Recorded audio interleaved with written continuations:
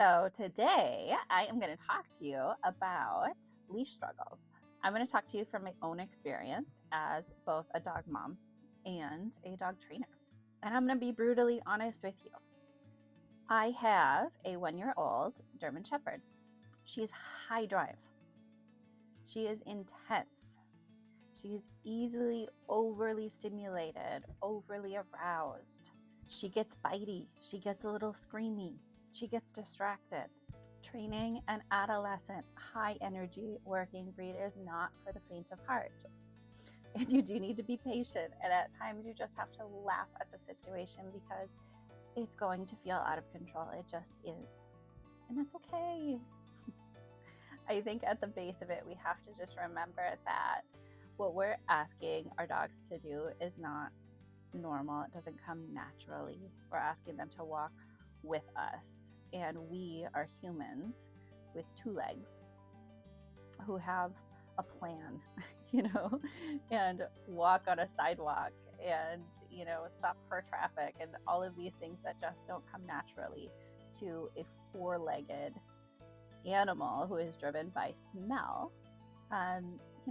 There's going to be a mismatch. Of course there is. So let's get into some of the things that tend to come up when you are trying to leash train your dog out in the real world. Maybe you've been doing everything right. Maybe you've been practicing loose leash walking in the house, in the backyard, and it's going really well. And maybe you feel like it's time to take it out on the road. But then you do, and you're instantly feeling like a failure because your dog is not paying any attention to you. They're pulling on the leash, they're biting at the leash, they're going crazy. It's okay. You did not fail. This is just hard. So let's talk through it. One of the things that Ari likes to do is get jumpy, get bitey, either on the leash or on my legs or on my arms. And what does this tell me? Well, it tells me she's overstimulated. She's like, oh my God, this is a lot. So my role and my goal in that moment is to help her kind of come back down to earth so that she can get back into that thinking, that cognitive space that I need for loose leash walking. So depends on the situation. If I know that, we're just in an environment that's pretty overstimulating for her, I might actually back up and move to an environment that's a little less stimulating. One of the things that I might do is change my vibe. So take some deep breaths, lower my tone of voice, slow down. These types of things will help her and encourage her to kind of come meet me on my level. Another option that I have is actually to channel all that energy. So I will bring a tug toy, or I have a magic leash that is also a tug toy, and I'll just jump into it. I'll meet her where she is. I'll do some high energy tug, tug, tug, tug, tug, so that I can kind of regain a bit of control and connection with her.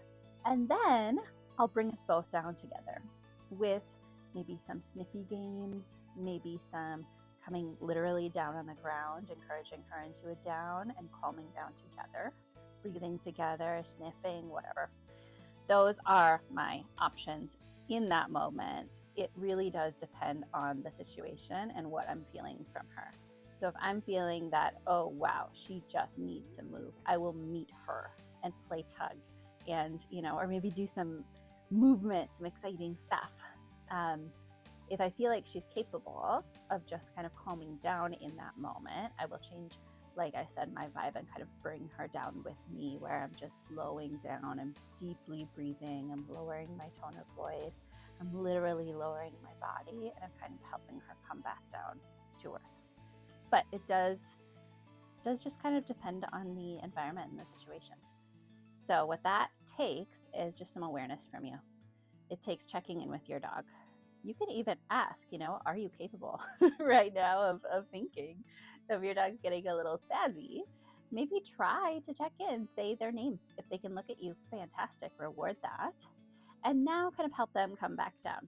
If you try saying their name or some other fairly simple behavior and they are not able to listen, like they're still jumping or they're still biting at you or whatever, That means that we can't ask them to do anything. We've got to help them connect so that we can kind of regain control of the situation.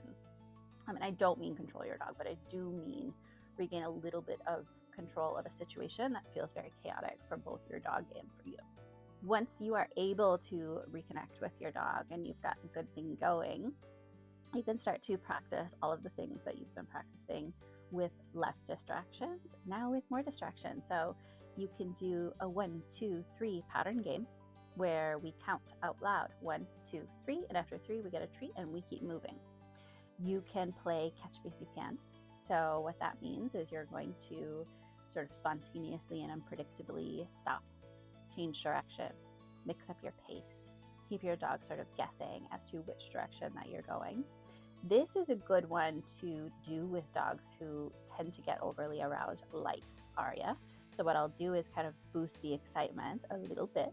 I'll maybe move really quickly in one direction, and I can feel her like, wow, I'm getting excited. And then maybe I'll slow down so I can kind of play with that arousal level, so that in that process, I can give her the ability to regulate herself long term. And then another one, of course, that you can work on is actually guiding her to your side with both a hand signal and a verbal cue. So maybe you've chosen with me as your cue. Maybe it's heel or right or left or close, whatever it is, practice saying that once and only once and guiding them into position, whether that's at your right side or your left side, and continue to practice. You've got this, and we are here for you. I am always here for you. I love to chat about leash stuff.